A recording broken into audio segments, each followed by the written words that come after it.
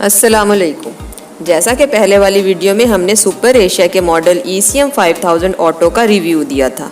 हमने ये cooler 3 week तक इस्तेमाल किया। इस्तेमाल करने के बाद आज हम इस एयर कूलर की कुछ खूबियाँ और कुछ खामियाँ आपसे शेयर करेंगे। इसके अलावा आपको ये भी बताएंगे कि इसकी आइस बकेट और आइस बॉक्स वर्क कैसे करते हैं और आप किस तरह एक्स्ट्रा कूलिंग ले सकते हैं। क्या आपको 22,000 की प्राइस वाला ये कूलर लेना चाहिए या नहीं, ये जानने के लिए वीडियो एंड तक ज़रूर देखें। चैनल सब्सक्राइब कर दें ताकि आप तक ऐसी इन्फॉर्मेटिव वीडियोस पहुंचती रहें। ये है सुपर एशिया का फेमस मॉडल ECM 5000 ऑटो जो रिमोट कंट्रोल के साथ आया है। चलें इसका आइस बॉक्स ओपन करके देखते हैं। ये इसमें आइस पैक्स दिए हुए हैं। 2 के पैक में टोटल 6 बॉटल्स हैं। कंपनी के मुताबिक इसमें केमिकल होता है। केमिकल देने का क्या मकसद है, इस बारे में कंपनी ने कुछ भी नहीं बताया।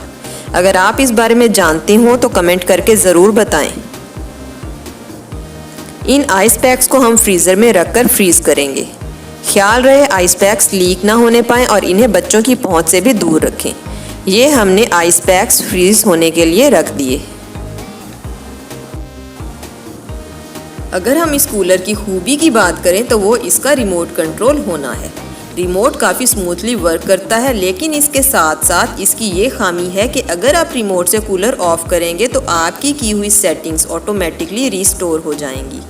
यानी दोबारा ऑन करने पर आपको कूलिंग और मूविंग को दोबारा ऑन करना पड़ेगा और स्पीड को भी एडजस्ट करना पड़ेगा। इसकी अगर टैंक कैपेसिटी की बात करें तो इसमें 60 लीटर पानी की कैपेसिटी है, जो कि 8 से 10 घंटे तक चल जाता है। लेकिन इसके साथ साथ इसकी खामी की बात करें तो जब पानी हाफ से थोड़ा सा नीचे जाता है तो पंप पानी उठाना बंद कर देता है और बहुत स्लो पानी पैड्स पर फ्लो करता है।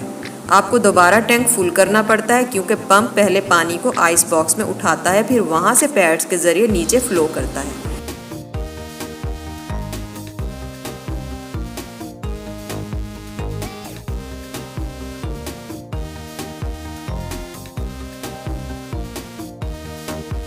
टैंक खाली होने तक पानी का फ्लो कम नहीं होना चाहिए था। आई थिंक ये इसकी सबसे बड़ी खामी है। इसके अलावा कंपनी ने टैंक फिल करने के लिए भी कोई अच्छा सिस्टम नहीं दिया हुआ। एक नोज़ल दी है जिसमें नॉर्मल पाइप फिट नहीं आता।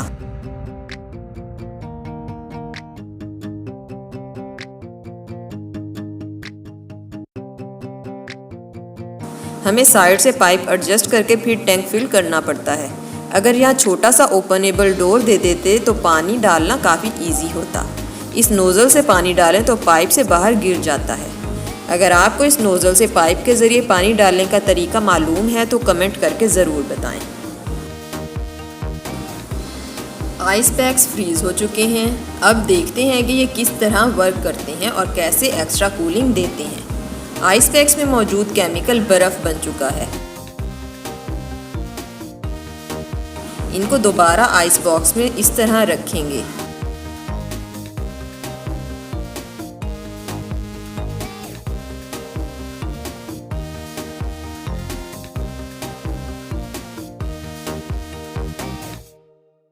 और कूलर का टैंक पानी से फुल करके कूलर ऑन करते हैं। आइस बॉक्स में पंप पानी को ऊपर उठाता है और इन आइस पैक्स के साथ फ्लो होकर ठंडा होता है और नीचे पैड्स पर फ्लो करता है।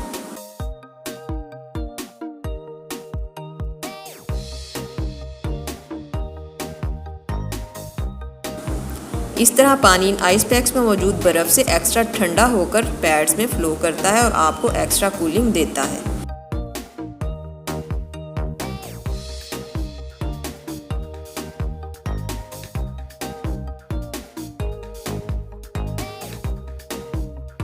बेस्ट रिजल्ट के लिए एयर कूलर को रूम के बाहर रखें और रूम में एयर क्रॉस के लिए विंडो खुली रखें ताकि रूम में हब्स या सफोकेशन ना होने पाए। कूलिंग इसकी काफ़ी ज़्यादा है कि अक्सर आपको क्विल्ट या ब्लैंकेट ऊपर लेना पड़ता है।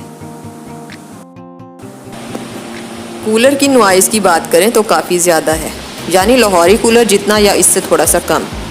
नॉइज़लेस साउंड होता तो शायद काफ़ी बेहतर था।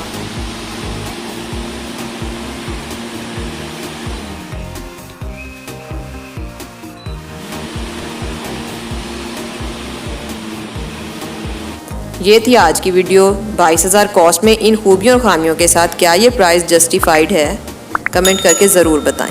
Stay tuned for the next video. Allah हाफिज़।